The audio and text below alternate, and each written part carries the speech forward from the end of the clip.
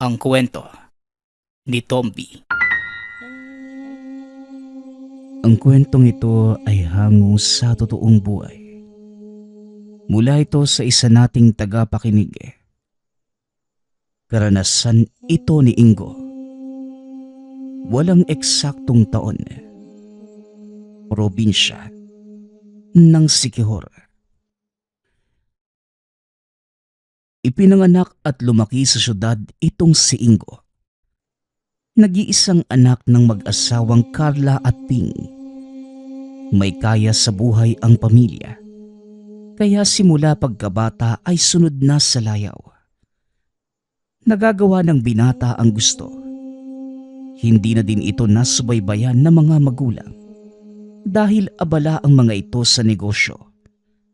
Kaya naman halos walang alam ang mga ito sa ginagawa ng binata.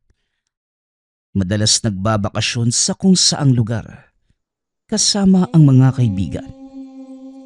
Ngunit isa sa mga karanasan nito, ang tuluyang nakapagpabago ng kanyang pag-uugali, maging ng paniniwala. Aruganting magsalita, walang galang lalo na sa mga nakakatanda. Madalas ding napapaaway dahil sa kabastusan ng bunganga at kayabangan. Isang hapon, nagkayayaan ang magkakaibigang magbakasyon sa malayong probinsya. Nagkataong taga Siquijor ang isa sa mga kaibigan nito. Tawagin na lang natin sa pangalang Mar. Kung gusto nyo, doon tayo sa amin. Sa Siquijor. Malayo na yun ha. Ano naman yung mahihita natin doon? Baka mamaya mabagot lang ako ha. Sa palagay ko matutuwa ka doon, Ingo. Ano, sama na kayo. Aba ako, sasama na ako. Ikaw ba, Ingo? Sige na nga. Total wala naman akong ginagawa dito eh. Nakakasawa na din yung mga pinupuntahan natin. Nang magkasundo, naghanda na ito ng mga kagamitan. Ng mga sumunod na araw, tumulak ang magkakaibigan papunta sa probinsya ni Mar. Piniling sumakay ng barko dahil hindi sanay si Ingo na sumakay ng eroplano. Madalas tulog ang binata. Habang nasa biyahe, hindi ito iniistorbo ng mga kasama dahil alam nila ang ugali ni Ingo kapag nagising ito sa kalagitnaan ng pagtulog. Pagdaong sa pantalan, sinalubong ang mga ito ng isa sa kamag-anak ni Mar. Napag-alaman nila Carl at Ingo na Muslim pala ito. Putik na yan pare, hindi mo naman sinabing Muslim ka pala. Madalas pa naman kitang inaalok kumain ng baboy. At lagi ko din naman tinatanggihan dahil alam kong haram yung pagkain ng baboy. Tiyo Abdul, nasan po yung sasakyan? Ayon, naroon sa labasan. Hindi ko na dinala dito sa loob dahil bawal. Malapit lang naman. Tara na, bitbitin nyo na ang inyong kagamitan. Wika ng tiyuhin ni Mar. Nagulat ang binata sa sinabi ni Ingo. Masyadong mabigat yung dala ko. Pwede bang ikaw na lang yung magdala, Manong? Babayaran na lang kita. Nilingon ni Mar ang kaibigan. Tinignan ng masama. Uy Ingo, wag mong dadalhin dito yung ugali mo. Tsuhin ko yung taong yan ha. At hindi mo siya utusan. Kaya wag kang bastos. Hayaan mo na ba? Ayos lang yan. Malapit lang naman ang pagdadalhan ng mga gamit nyo eh. Sige na, mauna na kayo sa sasakyan. Kita mo na. Ayos nga lang sa tiyuhin mo eh. Ikaw talaga, Mar. Ang init lagi ng ulo mo. Tara na nga. Magagalit na sana si Mar nang bigla itong akbayan ni Carl. Iyaan mo na, Mar. Para ka namang bago lang bago dyan kay Ingo. Simula noon, ganyan na talaga yung ugali niya. Yun na nga eh. Ibang lugar to pare. Hindi to Maynila. Mamaya mapahamak pa yan eh. Tayo ang masisi. Mabuti na lang at mahaba yung pasensya ng tiyuhin ko. Kundi, baka nabugbog na yan. Hayaan mo na pare. Isang araw, may taong makakapagturo sa kanya ng leksyon. Hindi man sa ngayon, pero darating din yung panahon na malalaman ni Ingo yung pagkakamali niya. Wika ni Carl. Medyo malayo sa mismong syudad ang tahanan ni Mar. Kakailanganin pang dumaan sa mabatong kalsada bago makarating sa kanilang baryo. Walang hiya naman pare. Napakalubak naman ang daan na yun. Nanakit yung likuran ko. Tapos yung upuan ng sasakyan nyo. Gawa pa sa kahoy. Napansin ni Mang Abdul ang pagiging reklamador ni Ingo. Kaya pinunan nito si Mar. Oy Mar, hindi maganda ang ugali niyang kaibigan mo ah. Mapapahamak yan dito. Pagsabihan mo kagad. Opo tiyo. Pasensya na po kayo ha. Ako na po yung bahala sa kanya. Matapos kausapin ng tiyuhin, tinawag ni Mar si Ingo upang pagsabihan. Tumango lamang ang binata. Alam ni Mar na pinapalusot lamang nito sa kabilang tenga ang sinasabi. Oy Ingo, umayos ka nga. Napapahiya tayo dito eh. Tandaan mo wala tayo sa lugar natin. Isa ka pa eh. Nagpunta nga tayo dito para magliwaliw. Hindi para makinig sa mga litanya nyo. Aba, parang nagsisisi tuloy ako dahil sinama kita dito. Matapos kausapin ng kaibigan, sinamahan na nila ito sa silid na tutulugan. Pinaliwanag ni Mar ang mga dapat at hindi dapat gawin, lalo na't iba ang kaugalian nila kesa sa mga nakasanayan. Tuwing madaling araw, nagigising yung mga tiyuhin ko para magpunta sa moske at magdasal.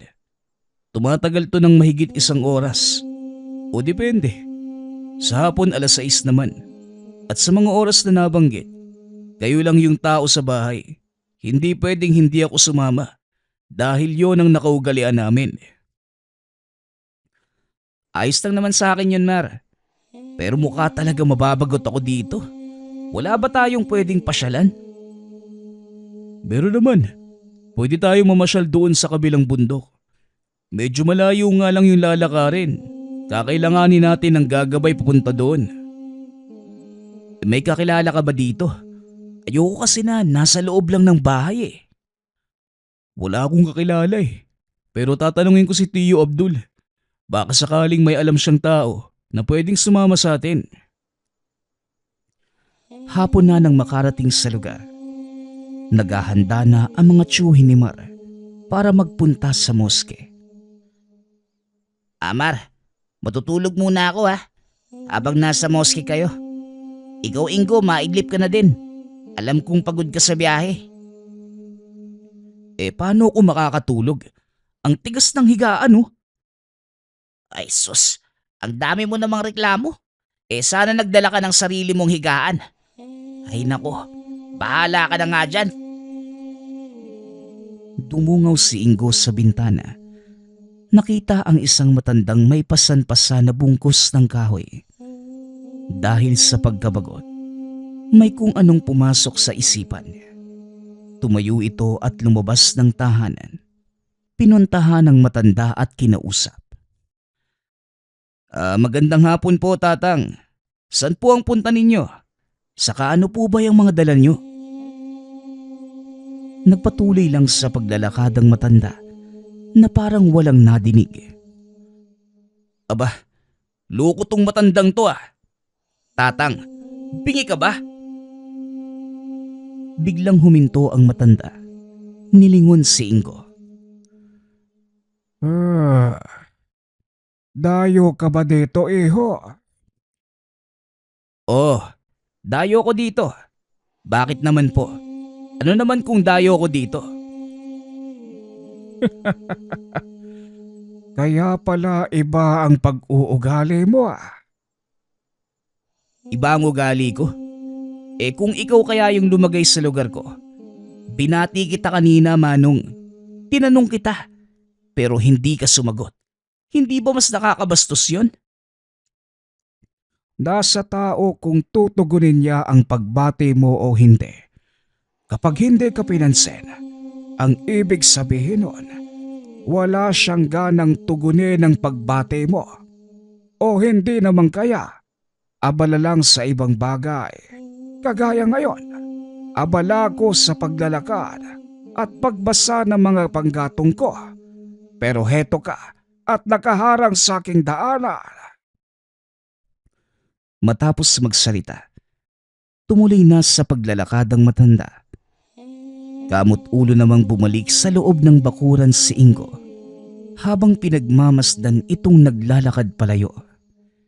Hindi maiwasan ng binata na matawa dahil sa paraan ng paglalakad na matanda. Panay pa ang pagkamot nito sa puwet. Maya-maya pa, dumating na si Mar at Mang Abdul galing sa pagdarasal sa moske. Mukhang may napagkatuwaan ka na naman Po, wala naman po. Yung matanda lang na dumaan. Nakakatawa kasi siyang maglakad eh. Si Tatang Badong. Doon sa kagubatan nakatira ang matandang yan. Madalas itong napapadaan dito para mamulot ng mga tuyong sanga ng kahoy dyan sa taniman ng kape sa kabilang burol. Ano naman yung ginagawa niya sa mga tuyong sanga na yun? Panggatong. O di kaya ginagamit niya para pagapangan ng mga talim na sitaw. O siya, magsipasok na tayo nang makapaghapunan na. Teka, nasa na pala yung isa mong kaibigan? Nandun ho sa kwarto. Maiidlip lang daw sandali. Ganun ba? Gisingin mo na yon nang makapaghapunan bago matulog ulit. Naglakad si Ingo papunta sa kwartong tinutuluyan. Ginising si Carl. Naupo pa ito sa higaan nang mapansing madilim na. Dali-dali itong tumayo at lumabas ng silid. Nagtaka ang mga kaibigan nito kung bakit ganon ang kilos ni Carl. Kaya naman hinabol ito ni Mar at kinausap. Uy Carl, anong nangyayari sa'yo? Bakit parang wala ka sa sarili? Napatingin naman sa kanya si Carl. Napakamot ng ulo. Wala to. Akala ko kasi may pasok tayo eh. Nagtawanan ang lahat nang madinig ang sinabi nito. Lingid sa kanilang kaalaman na ito na pala ang umpisa ng isang kakaibang kaganapan. Habang kumakain, masayang nagkwekwentuhan si Mar at iba pa nitong mga tiyuhin. Wala ang mga magulang ng binata sa bahay dahil may kailangan itong gawin sa kabilang bayan. Napansin na naman ni Ingo na tulala si Carl. Hindi nakikisali sa usapan ng magkakaibigan. Noong una, hinayaan niya lamang ito sa pag-aakalang bagong gising lamang ang kaibigan at napagod sa mahabang biyahe. Kinabukasan, nagkayayaan ang magkakaibigan na mag-ikot-ikot sa paligid. Natanong ni Mar ang tiyuhin kung sino ang pwede nilang pakiusapang samahan sila sa kabundukan. Ngunit abala ang mga tiyuhin at pinsan nito sa kani-kanilang mga gawain. Ay nako, hindi natin maaasahan ng mga pinsan mo ngayon, Mar. May mga trabaho na din sa bayan ng mga yon. Pero may kakilala ako. Kung gusto ninyo, siya na lang ang papakiusapan natin. Sige po tiyo, nababagot na po kasi yung dalawang kasama ko eh. Sayang naman yung punta namin dito kung hindi ko sila maigagala.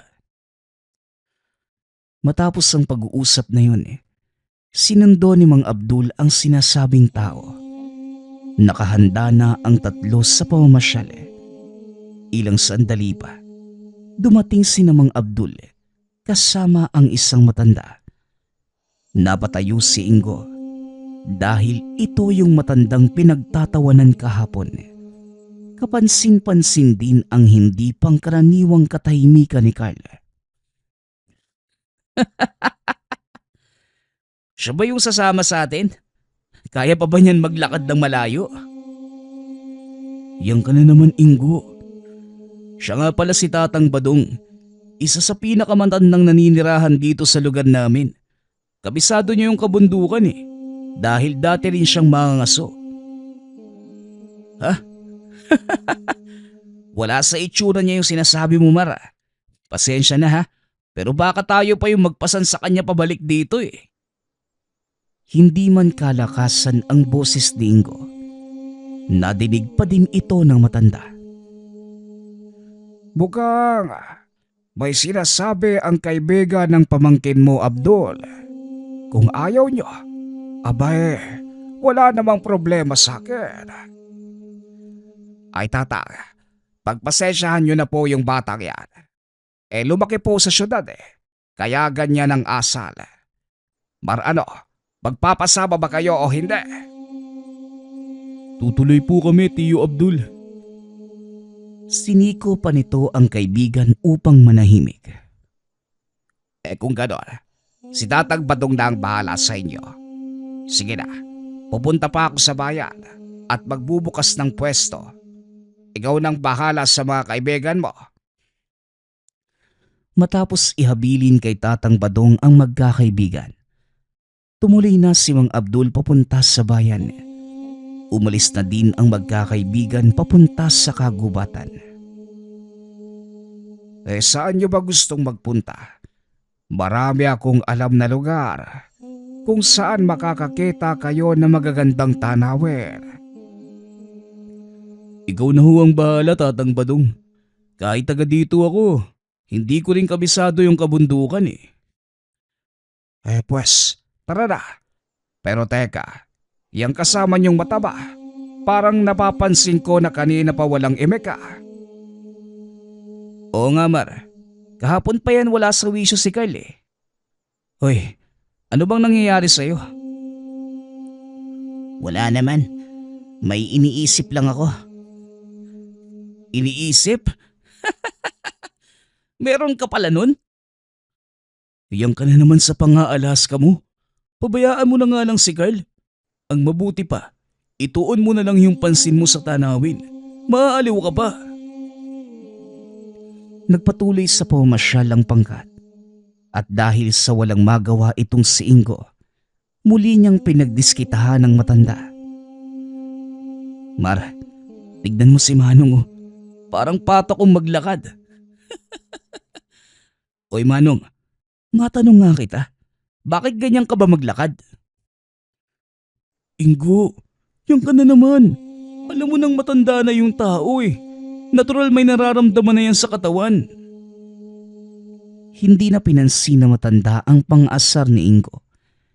Dagdag mo pa ang kakaiba nitong kasuotan mula sa katutubong pangkatang matanda at nakaugalian na nito ang kanilang makalumang pananamit. Nagpatuloy ang mga ito sa kanilang pamamasyal. Ngunit ilang sandali pa, nadinig ni Tatang Badong ang malakas na kulog na nagmumula sa bandang itaas ng bundok. Nako, mukhang bumubuhos na ang malakas na ulan sa tuktok ng bundok. Mabuti pa ay lumayo na tayo sa ilog. Baka mamaya umapaw ang tubig. Naglalakad sa pangpang ng ilog ang grupo ng mga oras na yon. Dali-dali namang umakyat si Ingo at Carl. Inalalayan ng dalawang binata ang matanda papunta sa taas ng pangpang. Maaari naman tayong mamasyal sa ibang bahagi ng gubat. Tara na Manong, baka abutin tayo ng dilim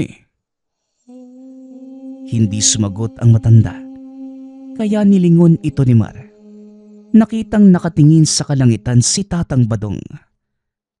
Napatingala din ang binata. Napansin na walang ulap, maging sa itinuturo nitong bahagi ng bundok. Mukhang iba ang kutob ko sa mga nangyayari. Ang mabuti pa, dumito muna kayo at sisiguraduhin kong ligtas na magpatuloy. Bakit ho ba? Ano bang meron, Tatang? Wala namang ulan ah. Bumirmi lang kayo dito. Mar, pakisabihan nga yung kaibigan mong matigas ang ulo. Kung ayaw niyang mapahamak, matutong sumunod sa sinasabi ng nakakatanda. Opo, Tatang Badong. Pasensya na ho kayo ah. Uy, ikaw Ingo. Ayusin mo nga yung pananalita mo. Para kang hindi lumaki sa syudad eh. Para kang hindi anak ni na Sir Ping at Ma'am Carla. Napakamot na lamang sa ulo si Ingo. Naupo sa lilim ng puno. Para sa kaalaman ng lahat, ang mga magulang ng binata ang may-ari ng pinapasukang trabaho ni Carl at Mar. Nagagawa nilang magpunta sa kung saan dahil na din sa kahilingan ni Ingo. Hindi na ito sinasaway ng mga magulang hanggat walang ginagawang ikapapahamak ng kanilang reputasyon. Yan ka na naman eh. Bakit ba kasi ang hilig mo kung ikumpara sa nanay at tatay ko? Iba sila at mas lalong iba din ako. Oo, naroon na tayo. Pero ang punto ko, anak ka ng mga amo ko. Ano sa tingin mo yung sasabihin nila sa sandaling may mangyari sa'yo? Masyado ka lang nag-aalala. Walang mangyayari sa atin dito. Sa kalagitnaan ng pag-uusap ng dalawa, biglang nagsalita si Carl. Teka, bakit ang daming alitap-tap? Saan gagaling yung mga yan? Nagtataka si Mar. Dahil tirik ang araw ng mga oras na yun, iniikot nito ang tingin sa paligid, maging sa pinakamadilim na bahagi ng gubat. Ngunit wala naman itong nakikita. Teka Carl, alitap-tap? Sigurado ka ba? Wala naman ako nakikita eh. Oo nga. Teka, kahapon ka pa wala sa sarili ah. Ano bang nangyayari sa'yo? Ano ba naman kayo? Ayan sila oh, nagkalat sa paligid. Nang mga oras na yun, tinitignan lamang ni Tatang Badong ang binata. Alam nito na may nangyayaring hindi maganda kay Carl. Aalis na muna ako dito. Dito lang kayo. At titignan ko kung ligtas na tumuloy o kinakailangan nating bumalik. Naglakad ang matanda palayo. Hindi pa din maalis ni Ingo ang ngiti sa kanyang muka habang tinitignan ang paglalakad na matanda. Ay naku, ayan ka na naman Ingo. Ano ba kasi yung meron sa'yo na hindi mo wala-wala yung pagka-arogante mo? Simula noon, ganito na ako. Hindi ko lang maiwasang punahin yung mga nakikita ko sa ibang tao. Kung minsan, sila din naman yung may kasalanan kung bakit ako nagiging arogante sa kanila. Kahit kay Tatang Badong, wala namang ginagawa sa'yo yung tao ah. Ikaw pa nga tong nanlalait sa kanya. Hayaan mo na. Hindi naman niya narinig yun pare. Saka wag ako ang pagtuunan mo ng pansin. Ayan oh, si Carl. Tignan mo. Parang nasisiraan na ng ulo eh. Tinignan ni Marang kaibigan. Nakita itong may hinuhuli sa hangin. Uy, Carl, ano bang ginagawa mo? Di, humuhuli ng alitap-tap. Ilalagay ko sa garapon. Saka dadalhin ko pag uwi. Alitap-tap? Nasaan ba? Wala naman akong nakikita eh. Alam mo, itigil mo na yan. Mupo ka nga dito. Mamaya madulas ka pa. Mahulog ka sa bangin. Ngunit hindi huminto sa ginagawa si Carl.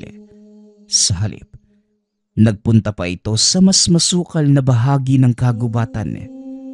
Sa pagkakataong yun, sinundan ni Ingo ang kaibigan. Anak ng... Carl, bumalik ka nga rito. Ano bang ginagawa mo? Sa sobrang lakas ng sigaw ni Ingo, nabulabog ang lahat ng hayop sa paligid. Nagliparan ang mga ibon at maging ang ilang maliliit na hayop. Ilang minuto lang ay bumalik si Tatang Badong, maging ito ay nadinig ang pagsigaw ng binata.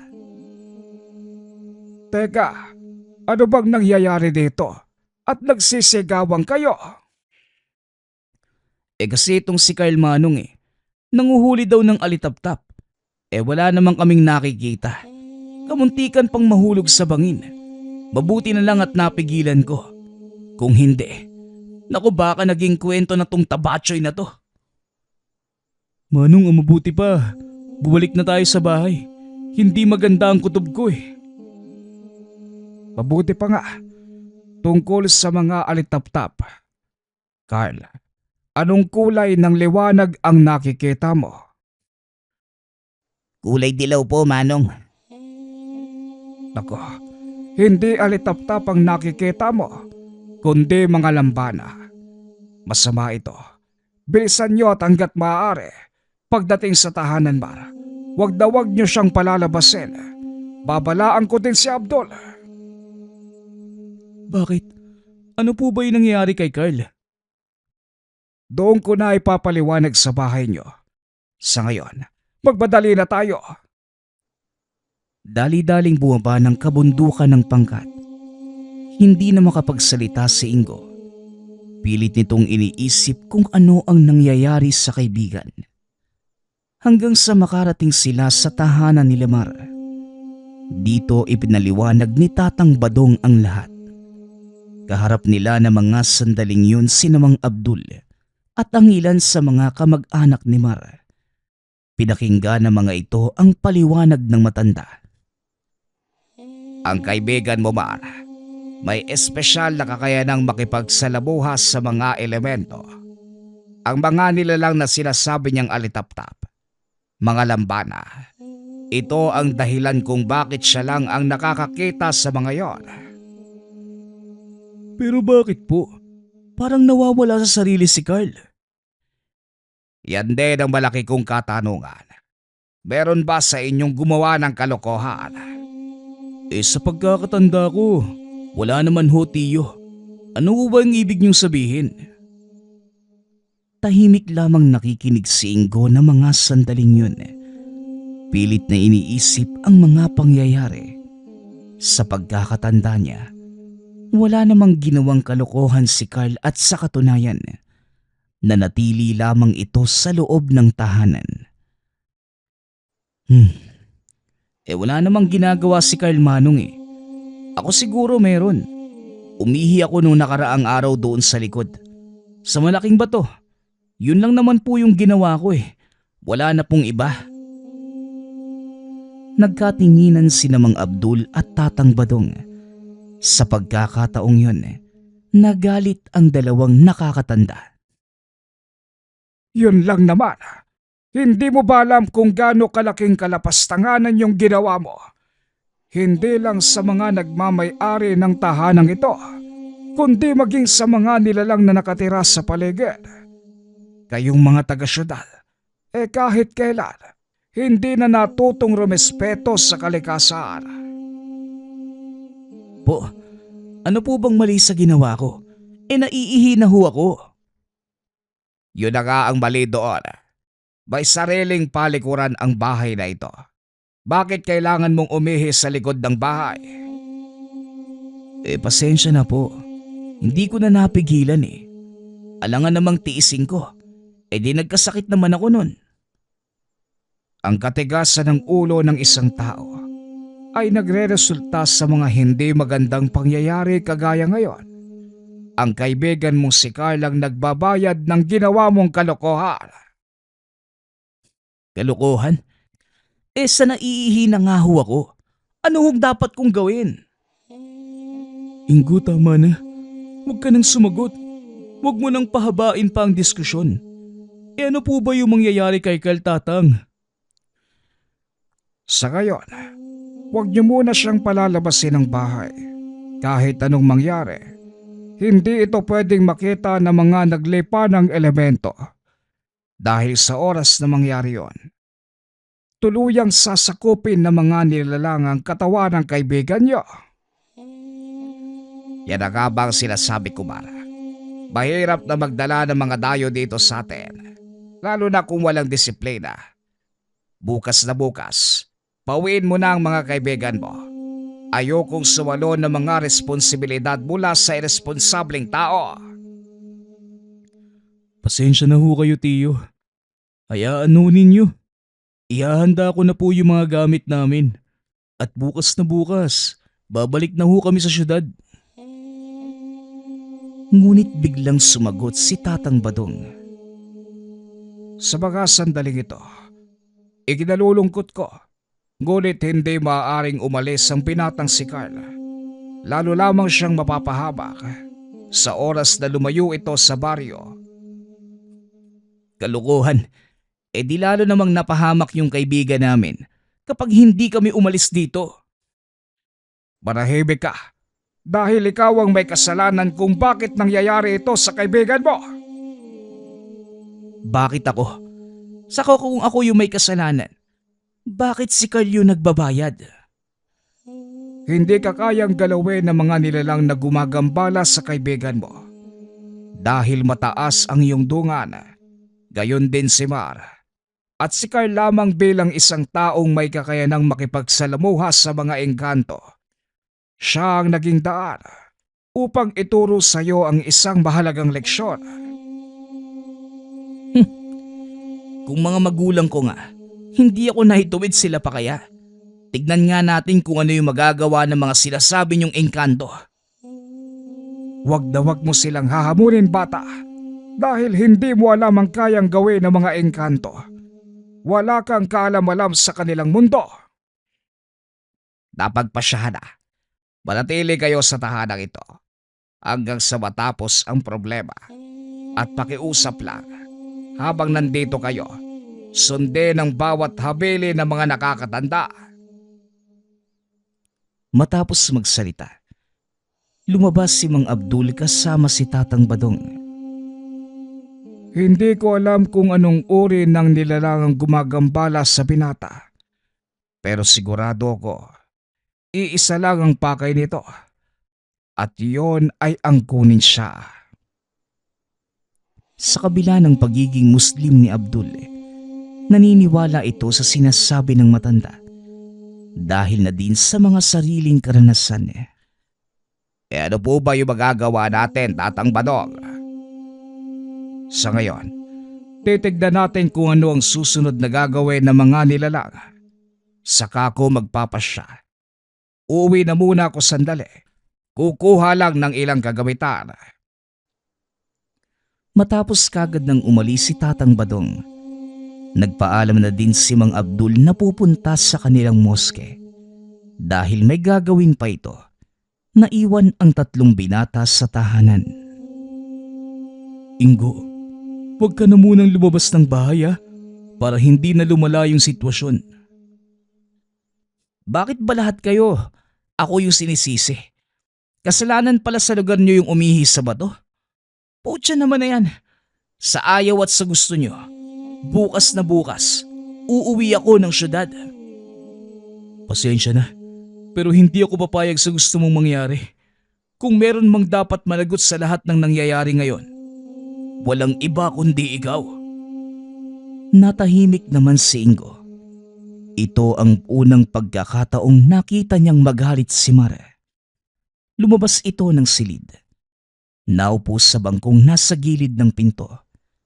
Magsisindi na sana ito ng sigarilyo nang mapansin ang maliit na liwanag mula sa sulo. Inakala ni Ingo na si Tatang Badong na ang paparating, kaya sinalubong niya ito. Ngunit natigilan ang binata dahil nang makalapit ito sa liwanag, napansin ito na may mukha ang bolang apoy. Lumulutang sa hangin, papalapit kay Ingo. Nanigas sa kinatatayuan ang binata at ng ilang metro na lamang ang layo nito sa kanya.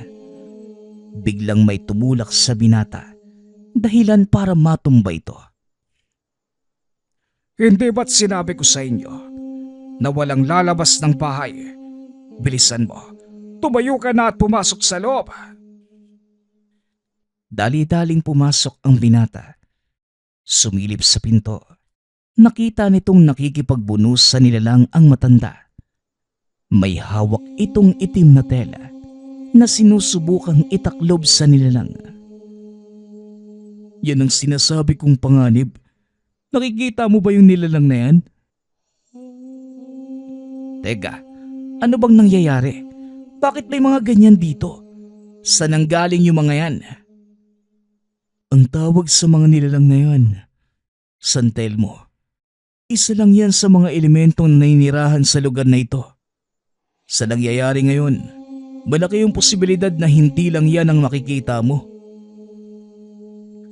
Muling ibinaling ng dalawa ang atensyon kay Tatang Badong.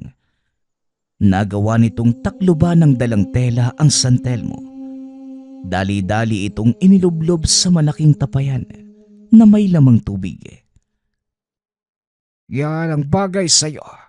Magtanda ka na sana at wag na wag ka nang babalik dito. Matapos pinakawalan na ang nilalang, tatalbog-talbog itong umaalis sa lugar. Na tila nagkaroon ng takot dahil sa ginawa ni Tatang Badong. Mabuti na lang at naabutan niyo si Ingo. Kung hindi, baka sunog na din yung kaluluwa nito. Sakto lang ang dating ko. Kung hindi, baka tostado na pati kaluluwa ng kaibigan mo. Eto, tulungan mo kong ilatag sa buong bakura ng mga pangontrang ito. Hindi lang San Telmo ang maaaring dumating. Natulala si Ingo sa matanda dahil hindi nito akalain na may taglay na kakaibang kaalaman si Tatang Badong na minsan niyang pinagtawanan at kinutya. Nang matapos ang dalawa sa paglalagay ng mga pangontra, pumasok ang mga ito sa bahay. Kumusta ang kalagayan ni Carl? Nasa kwarto po. Sa palagay ko, maayos naman po yung pakiramdam ni Carl. Mahimbing po siya. Ano bang sinasabi mo? Wala na dito si Carl, Mar. Hindi na naituloy ni Marang sasabihin. Biglang sumigaw si Ingo. Nakot na loko na. Hindi niyo ba pinantayan? Ano ba kasi yung ginagawa niyo rito? Hindi ba't sinabi kong huwag niyong lulubayan ang tingin si Carl? Pasensya na ho kayo. Nakampante ako nasa loob na siya ng bahay eh. Bilisan ninyo. Hanapin natin sa paligid si Carl. Hindi pa nakakalayo ang batang yon. Dali-daling lumabas ng tahanan ang tatlo. Nilibot ang buong bahay. Sakto namang dumating si Mang Abdul. Nadat na nitong nagkakagulo ang tatlo. Mar, ano bang nangyayari? Bakit pa ikot-ikot kayo sa bahay? Nawawala ho si Carl. Hindi po namin alam kung saan nagpunta. Mabuti naman at nandito ka na. Nakita ko itong si Ingo. Kamunti ka ng lapain ng San Telmo. Mahabaging ala. Anong San Telmo? Anong kabaliwan ang sinasabi mo, Tatang Badong? Maniwala ka man sa hindi, tiyo. Yan ho yung nangyari. Kamunti ka ng lamunin ng buhay itong si Ingo. At ngayon naman po nawawala si Carl. Maya-maya ay muling sumigaw si Ingo. Dali-dali nilang pinuntahan. Nakita na mga ito si Carl na nakatayo sa harapan ng malaking bato. Carl! Carl! Ano bang ginagawa mo dyan? Tara na, pumasok na tayo. Delikado dito. Delikado? Ano bang sinasabi mo? Mababait yung mga nakatira sa batong to. Ikaw pa nga yung nagdala ng panganib sa kanila eh. Alam mo bang nakapatay ka ng sanggol na engkanto? Hayaan mo lang siyang magsalita. Wag na wag kang sasagot, Ingo. Nilingon naman ito ni Carl at nginitian. Tama. Walang makikialam. Dahil hindi naman kayo kasali sa gulong ginawa ng taong to eh. Alam kong malaki ang kasalanan ng nagawa ng binata. Ngunit hindi niya kayo nakikita. Alam ni Tatang Badong na isa sa mga nilalang na napinsala ni Ingo ang nasa loob ng katawan ni Carl ng mga oras na yun. Kinuha na matanda ang pagkakataon upang kausapin ang mga ito.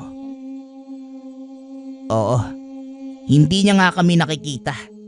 Hindi ba dapat mas lalo siyang magkaroon ng konsiderasyon? Hindi ba niya alam na hindi lang siya ang naninirahan sa mundong ito? Naroon na tayo. Pero hindi rin naman siguro lingid sa kaalaman ninyo na hindi siya lumaki sa lugar na ito, hindi ba? Hindi siya nabuhay sa mga ganitong uri ng paniniwala. Lumaki ang binatang ito na walang ibang nakikita kundi mga pisikal na bagay lamang o mga taong nakapaligid sa kanya. Ano pa man yung maging dahilan mo, napatay ng binatang niya ng aking anak. At dahil sa kawalan niya ng respeto, nawala ang tangi kong tagapagmana. At alam mo, Tandang Badong, ang batas. Buhay ang inutang. Buhay din ang kabayaran. Liban na lang kung may magagawa kayong maaaring tumumbas sa buhay ng anak ko. Paano kung sasabihin ko sa'yo na kaya kong buhayin ang anak mo? Anong magagawa ng isang matandang manggagamot? Alam kong lumipas na ang panahon mo. Tignan mo nga yung sarili mo. Puti na yung buhok mo. At halos hindi na maituwid yung likod. Ngayon sabihin mo sa akin kung paano mong gagawin yung mga sinasabi mo. Maaring tumanda na ang katawan ko, ngunit hindi ang aking espiritu. Kahit papano, may nalalabi pa din namang lakas sa matandang katawang ito. Ngayon, kung makipagkakasundo ka sa akin, bubuhayin ko ang anak mo. Pero kung makikipagpatigasan ka, wala na din akong magagawa, kundi patawang ka ng kaparusahan. Tinatakot mo ba ako, tanda? Hindi ako sanay na magbitiw ng pananakot. Kaya ikaw ang magpasya bago pa mag-iba ang desisyon ko. Hindi ako magpapasya ngayong gabi. Sa susunod na araw, unang pagdilim ng buwan, muli ako makikipag-usap sa'yo at doon ko sasabihin ang aking hatol. Matapos magsalita, biglang nawala ng malay si Carl. Dali-dali naman itong sinalo ni Tatang Badong at Ingo. Sa ngayon, ligtas na ang kaibigan mo, Mar. Ngunit hindi natin alam ang gagawin ng nilalang na sumapi sa kanya. Pero nagtataka ako kung si Ingo ang may kasalanan sa kanila. Bakit si Carl ang sinasapian ng nilalang? Parang alam ko yung gustong mangyari ng nilalang na yan. Gusto niyang iparamdam sa akin ang sakit ng mawala ng mahal sa buhay. Nagulat si Tatang Badong sa sinabi ni Ingo. Napangiti naman si Mar. Dahil sa kabila ng pagiging mapanghusga at mapanglait na tao, may malasakit sa mga kaibigan ang binata. Matapos makipag-usap ay lumabas si Ingo upang magsigarilyo. Naiwan naman sina Tatang Badong at Mar sa loob ng kwarto, kasama ang natutulog na si Carl.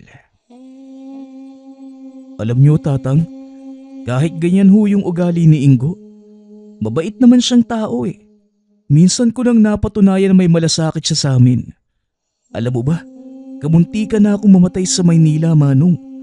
Pero dahil sa tulong ni Ingo, nabigyan uli ako ng pagkakataong mabuhay ulit. Naikwento nga sa akin ni Abdul ang tungkol dyan. Lahat ng tao may kanya-kanyang katangian. At siguro may dahilan ng kaibigan mo kung bakit ganoon ang kanyang ipinapakitang ugali. Ramdam ko din naman na mabuti siyang tao. Tama ka po, Manong. Matagal ko nang kilala si Ingo. Hindi naman ganyan yung totoo niyang ugali eh. Simula lang umasenso yung pamumuhay nila at naging abala yung mga magulang niya sa negosyo. Doon nagsimulang magbago yung ugali niya. Hindi na mahalaga kung ano pa ang nakaraan ni Ingo. Ang mahalaga, kaya niyang tumanggap ng pagkakamali at humingi ng kapatawaran. Yan lamang naman ang maaaring hilingin ng mga engkanto. Hindi rin tayo nakakasigurado na yun ang gusto nila. Dahil malaking kasalanan yung nagawa ni Ingo. At hindi lang simpleng paghingi ng kapatawaran ng sagot sa pagkamatay ng isang anak. Tama ka. Pero may nakahanda din ako para sa kanila. Walang karapatan ng sino mang engkantong magpataw ng kaparusahan sa isang tao. Tatandaan mo, Mara, tayo ay nilikha ng Diyos sa kanyang wangis.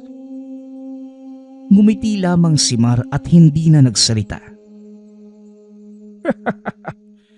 Dito na ako matutulog sa labas. Ako na ang magbabantay. Hindi, Tatanga. Doon ka matulog sa loob ng bahay. Ako ang magbabantay rito. Gusto kong makita ng harapan ang mga nilalang na sinasabi niyo. Naku tiyo, hindi ako sigurado kung makakayanan mo ah. Pero kung sakali mang magpakita sila at may gawing hindi maganda, nasa loob lang kami nila Tatang Badong ha.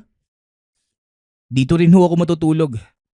Ako ang may kasalanan sa kanila, hindi ba? Bakit hindi ako ang kunin nila? Bakit si Carl pa na wala namang ginagawang masama? Kagaya ng sinabi mo kanina, gustong iparamdam ng mga engkanto na mawalan ka ng mahal sa buhay at gagawin nila ang lahat para mangyari yon. Pwes, gagawin ko din ho ang lahat para hindi nila makuha ang kaibigan ko. Makikipagtuos ako kung kinakailangan. Hanga rin ako sa tapang mo, pero hindi ito ang oras. Sige na, pumasok ka na sa bahay. Mas mabuti pa ding siguruhin ang kaligtasan mo. Itabi mo muna yung katapangan at may paggagamitan tayo niyan. Sigurado ko. Ano ang gagawin ko dito Manong? Ayokong tumunganga lang sa sulok habang yung kaibigan ko nahihirapan dahil sa kagagawan ko. Kagaya ng sinabi ko, may paggagamitan niyang katapangan mo. Alam kong nag-aalala ka sa kaibigan mo. Ngunit hindi tayo pwedeng magpadalos-dalos ng galaw. Lalo pat hindi tao ang kalaban natin. Madaling basahin ang utak ng mga tao. Ngunit hindi ang mga engkanto. Nabalot ng katahimikan ng paligid hanggang sa sumapit ang madaling araw. Nagising si Mar upang sumama sa tiyuhing magdasal sa moske. Bago umalis, ginising nito si Ingo at binilinan. Ingo, aalis na muna ako ha. Kasama si Tiyo Abdul. Ikaw na muna ang bahala kay Carl ha. Nandiyan naman si Tatang Badong eh. O sige, ako nang bahala sa kanya. Mag-iingat kayo ha. Kayo din. May kape na doon sa kusina ha, kung gusto mo. Pagkaalis ng kaibigan, bumangon si Ingo upang magtimpla ng kape. Nakita nitong mahimbing na natutulog si Tatang Badong. Hindi maiwasan ng binatang pagmasda ng matanda. Kung titignan ito sa panlabas na anyo, hindi mo masasabing malawak ang kaalaman pagdating sa mga elemento. Napansin din ni Ingo ang mga letrang nakatato sa balat na matanda. Hindi ito gaanong napapansin dahil sa kaitiman. Ngunit sa tuwing tinatamaan ito ng liwanag, maaaninag ang mga sinaunang titik. Ngunit habang nagtitimpla ng kape ang binata, naramdaman itong kumilos si Tatang Badong. At nang tignan, nakaupo na ito. Naisip pa ni Ingo na pagtimplahan na rin ng kape ang matanda. Magandang umaga, Tatang. Eto, magkape muna kayo. Maraming salamat, iho ha. Pero teka, ang aga mong nagising. Naabutan mo bang umalis si na Abdul? Opo, ibinili ni Mar sa akin si Carl eh. Tinignan ko na din siya.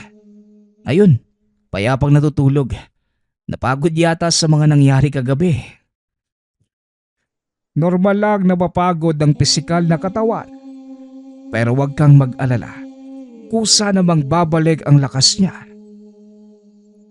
Siya nga pala Manong. Huwag mo sanang mamasamain yung tanong ko ha. Nakulong ka na ba dati? Nakulong ba ka mo? Aba bakit mo naman naitanong? Ikaw talagang bata ka. Nakita ko po kasi yung mga tattoo nyo sa katawan eh. Nakataas kasi yung damit nyo habang tulog kayo. Ah, ito ba? Ano naman ang kaugnayan ng mga tattoo ko sa pagkakakulong? Lahat ba ng lumalaya? Ba'y tato? Ganun po kasi sa amin. Yung mga kakilala ko pong galing sa loob na puno ng tattoo nung lumabas. Ay nako, yan ang ugaling dapat mong baguhin, iho. Hindi lahat ng taong may tato masama o galing sa kulungan. Ang mga tatong ito ay galing sa aking maestro. Mga orasyong pangdepensa ang mga ito. Orasyong pandepensa? Oo, yon ang tawag sa mga dasal na nakasulat sa aking balat. Ako lang ang nakakabasa ng mga ito. At sa tagal ng panahong nakaukit sa katawan ko ang mga letra, nakabisado ko na ang mga ito. Saan naman po nang galing yung mga dasal manong? Saka bakit kinakailangang ipatato ninyo kung kabisado nyo naman pala? Ang kasulatang pinagmula ng mga tatong ito, mahigpit na ipinagbabawal sa ibang tao. Maingat itong pinangangalagaan ng aking maestro. Ilang sandali pa, tinanggal ng matanda ang pang-itaas na damit. Nakita ni Ingo ang napakadaming peklat. Ang ilan, halos umabot ng 1 metro ang haba, lalo na sa likod na matanda. Saan naman ho nang galing yung mga peklat na yan? Balagim ang kwento na mga markang ito, iho. At siguradong hindi ka maniniwala sa oras na madinig mo. Bakit hindi nyo ho subukan? O sige, pero hindi pa din kita pipiliting maniwala ha. Ang mga pilat na ito, nakuha ko noong kasagsagan ng pakikipaglaban namin sa mga militar. Dati akong rebelde. Maraming labanan na ang pinagdaanan ko. At sa bawat labang na pagtagumpayan ko, isang pilat ang nagsisilbing tanda. Ibig sabihin, sa bawat taong napapatay mo, may naiiwang marka? Hindi lang isa, Ingo, kundi isang baryo na mga inosenteng tao. Ibig sabihin, naging kriminal nga po kayo. Yon ang naging tawag sa akin ng mga tao. At yon ang naging paraan ng pamumuhay ko noon. Pero dumating sa akin ang isang pangyayari na lubusang nakapagpabago nito. Isang matanda ang nakilala nito noon na naging dahilan ng tuluyang pagising mula sa kahibangang kinamulatan. Nangyari ito nang minsan silang nagkaroon ng engkwentro sa mga militar. Napuruhan si Tatang Badong. Alam niyang mamamatay na siya ng mga oras na yun. Ngunit sa hindi malamang dahilan, mabilis na gumaling ang sugat ni Tatang Badong hanggang sa tuluyan itong nanumbalik sa dating kalusugan. Hindi niya alam kung nasan ang tumulong sa kanya dahil wala na ito ng magising. Ngunit may iniwan itong mga kasulatan at ang mas kinagulat ni Tatang Badong, nang lumabas ito sa yungib, nakita nito ang mga tatong nakaukit mula sa braso hanggang sa buong katawan. Sa paglipas ng panahon na pagtanto ni Tatang Badong kung para saan ang mga tatong yun at ang mga kasulatang iniwan ng matanda, tinahak nito ang daan ng isang albularyo hanggang sa makilala ito sa kanilang bayan. Nabura sa isipan ng mga tao ang masamang nakaraan ni Tatang Badong. Kinagiliwan ito hindi lamang sa bayan, kundi maging sa karatig lugar. Balik tayo sa kwento. Yan ang naging kasaysayan ko, iho. Ngayon nasa iyo kung maniniwala ka o hindi. Lingid sa kalaman ng mga ito, Nasa likod na pala si Carl. May hawak na pamalo. Biglang hinampas sa matanda dahilan para mawala ng malay. Carl, anong ginagawa mo? Siya lang naman yung hadlang sa lahat ng gusto kong mangyari. At ngayong wala na siya, makukuha na kita. At itong kaibigan mo. Teka, ako lang naman yung may kasalanan sa'yo ah. Kaya pakawalan mo si Carl. Ako yung harapin mo. Pare-pareho lang kayong mga tao. Ang nararapat sa inyo, mawala. Uunahin ko na yung matandang to. Dahil siya yung palaging hadlang sa lahat ng ginagawa namin. Akmang hahatawin na sana ni Carl ang walang malay na matanda nang bigla itong suntukin ni Ingo sa sikmura. Matapos yun, itinulak niya ito palayo sa matanda. Huwag mong isipin na hindi ko kayang saktan ng kaibigan ko. Hindi mo ko kilala. Sige lang, ituloy mo lang. Hindi naman ako mabubugbog kundi ang katawan ng taong to. Muling sinugod ng binata si Carl. Sa pagkakataong yun, itinulak niya ito palabas ng bakuran. Sinubukang pumasok ni Carl. Ngunit hindi ito makalusot sa ginawang harang na matanda. Huwag mo ding maliitin ang kakayanan ko. Pangkaraniwang tao lang ako.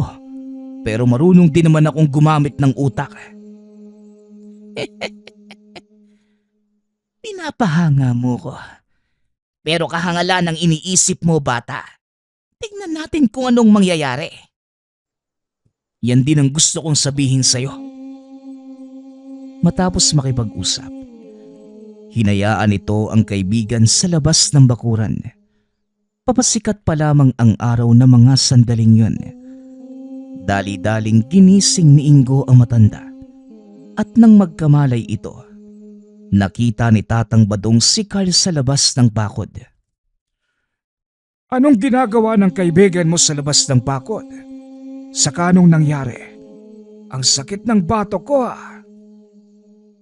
Manong, bumalik na po yung engkantong sumapi kay Carl. Kasalukuyan siyang nasa loob ng katawan ng kaibigan ko. Bakit nasa labas ng bakuran ng kaibigan mo? Napansin ko po nung unang beses natin siyang nakaengkwentro.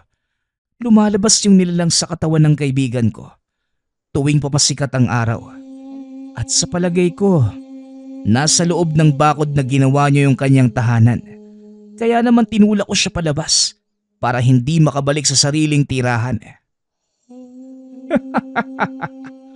Mahusay. Hindi ko akalaing matalino ka din pala. Tama ang ginawa mo. Mas madali nating matatalo ang kalaban sa oras na lumabas siya sa katawan ng kaibigan mo. Dahan-dahang tumayo ang matanda. Nag-usal ng mga dasal sa palad. Idinampi nito ang kamay sa ulo ni Ingo at muling nagbanggit ng mga orasyon. Naramdaman ng binata ang mainit na enerhiyang bumalot sa katawan. Isa yang proteksyon para hindi ka malapitan ng mga engkanto. Mahirap na. Baka sa'yo sunod na sumapi ang nilalang na yan. Maghanda ka dahil maaaring maging madugo ang labanang ito. Inaasahan ko na pong sasabihin niyo yan. Huwag kayong mag-alala. Sanay ako sa basagan ng muka. Ilang sandali pa, sumikat na ng tuluyan ng araw. Kagaya ng sinabi ni Ingo, lumabas sa katawan ng kaibigan ang nilalang.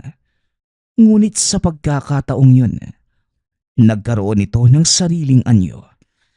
Isang tikbalang ang nais kumuha sa kanilang magkaibigan bilang paghihiganti sa kamatayan ng anak. Kamatayan niyo ng kaibigan mo ang tanging makakapatid ng uhaw ko sa paghihigante. Kaya hindi ko napalalampasin ang pagkakataong ito. Ikaw, Badong, alam mo ang batas ng kalikasan. Buhay para sa buhay. Oo, alam ko ang batas. Kaya nga nandito ako para mapigilan kang tikbalang ka. Wala kang karapatang magpataw ng parusa sa mga tao. Hindi sila saklaw ng batas na sinasabi mo. Sandali lang, Tatang. Hayaan niyo akong makipag-usap sa tikbalang na yan. Nakipag-usap? Sa akin? Wala nagsilbi pa ang mga salita. Alam kong nabubulagan ka lang sa galit. Kung ako sa katayuan mo, magagalit din ako ng husto Pero ang idamay ang kaibigan ko sa kasalanang hindi niya ginawa, ibang usapan na yun. Pare-pareho lang kayo mga tao. Dapat lang sa inyo ang mamatay. Lahat kayo, salot sa mundong ito. Sinisira niyo ang kalikasan para lang makapagpatayo ng mga syudad niyo. Dinudumihan niyo ang hangin para lumikha ng mga bagay na nakapagpapasaya sa inyo. Dahil sa mga walang kwentang ideolohiya, nasisira ang balanse ng mundong ito. Hindi lang kayo ang apektado, kundi maging kaming mga engkanto. At ang usaping ito ay hindi lang tungkol sa pagkamatay ng anak ko, kundi para sa kapakanan naming mga elemento na naninirahan sa mundo ninyo. Hindi ako relihiyosong tao, pero nauunawaan ko na ang mundo. Nilikha para sa lahat. Kami mga tao, nakikiangkop sa takbo ng pagbabago ng mundong to. Kung may mga nasisira man kami, dahil sa kakulangan sa pag-unawa, kung may mapapahamak man sa inyo, hindi namin sinasadya. Pero sa kaso ko, aminado ko sa kasalanan ko. Kaya kung gusto mo kong parusahan, ako na lang pakiusap. Huwag mo nang idamay ang kaibigan ko. Pasensya na, pero ito ang hatol ko at hindi na mababago yon. Mamamatay ka at ang kaibigan mo. Matapos kausapin ng nilalang si Ingo, sinugod nito si Carl. Ngunit laking gulat ng tikbalang nang biglang mapunta sa harapan nito si Tatang Badong. Hindi ba't sinabi ko na sa'yong huwag mong gagalawin ang mga tao? Ang tigas talaga ng ulo mo. Huwag ka nang makialam, tanda. Hindi mo na ito problema. Hindi ko problema. Ako ang nangangalaga sa bayang ito at sa mga taong nakatira dito. Ngayon kung sasabihin mo sa akin na wala akong kinalaman, para na ding sinabi mo na walang silbi ang pagiging tagapamagitan ko. Huwag mo lang sanang pagsisiya ng pakikialam na ito, tanda. Inundaya ng suntok ng tikbalang ang matanda. Ngunit nagawa itong saluhin ni Tatang Badong. Itinulak nito palayo ang tikbalang at walang tigil na hinagupit ng hawak niyang patpat. Napasigaw ang nilalang dahil sa sakit. Bawat tama nito sa katawan ng nilalang, nagiiwan ng latay na tila nang gagaling sa mainit na bakal. Binalaan na kita noong una pa lang, pero hindi ka nakinig. Kung pinalampas mo na lang sana at dininig ang paghingi ko ng tawad sa mga nangyari, hindi sana tayo aabot sa ganito. Anak ko ang namatay at kapakanan ng mga kalahi ko ang nakasalalay sa labang ito. Kung sakaling mamamatay man ako ngayon, wala akong pinagsisisihan at hindi ako titigil hanggat hindi nakakamit ang katarungan. Kung ganon, hindi rin ako mangingiming patayin ka kung hindi ka patitigil. Muling nagsagupaan ang dalawa hanggang sa tuluyang bumagsak ang tikbalang. Inapakan ito sa ulo ni Tatang Badong at tinutukan ng hawak na patpat sa leeg. Bakit hindi mo ituloy, tanda? Tapusin mo na ang laban. Wika ng tikbalang. Ngunit sa pagkakataong yun, sumagot si Ingo upang awatin si Tatang Badong. Sandali lang po. Huwag po ninyo siyang patayin. Hindi ba may inalok kayong kasunduan sa kanya? Oo, pero siya mismo ang may ayaw, kaya wala na akong magagawa. Tikbalang, makinig ka sa akin. Naniniwala ako magagawang buhayin ni Tatang Badong ang anak mo. Kung makikipagkasundo ka lang, pakiusap, piliin mong wag mamatay. Bakit mo ito ginagawa, tao? Kasalanan ko ang lahat. At habang buhay kong dadalhin sa konsensya ko yung pagkamatay mo. Makinig ka sa sinasabi ng binata. Ito ang mas makakabuti para sa lahat. Handa kong tumalima sa kasunduan. Kung mangangako kang titigil na sa panggagambala mo. Napaisip ang tikbalang sa mga sinabi ng matanda. Hanggang sa pumayag ito. Binuhay nga ni Tatang Badong ang anak. Gamit ang kakaiba nitong kakayanan. Matapos ang kaganapan, nagpasalamat ang tikbalang. Kasabay nito ang pangakong lilisanin nila ang lugar at hindi na muling manggagambala. Nagsilbing aral para kay Ingo ang kaganapang yun hanggang sa nakauwi ito sa Maynila. Paglipas ng mga taon, unti-unting nagbago ang ugali ni Ingo, maging ang pakikitungo nito sa mga katrabaho at sa ibang tao. Bagay na ikinatuwa naman ng mga magulang, lalo na ng mga kaibigan. Hindi nila inaasahang magbabago pa ang binata. Ngulit nangyari ang imposible. Ito ay dahil sa karanasan nila sa lugar ni Mar nang minsang makasalamuha ang isang matandang kinakatakutan ng mga nilalang at elemento. Nagpapasalamat nga pala ako sa lahat ng sumusuporta sa ating channel. Nawa ay patuloy niyong suportahan at pakinggan ang ating mga kwento. Hanggang sa muling pakikinig. Paalam.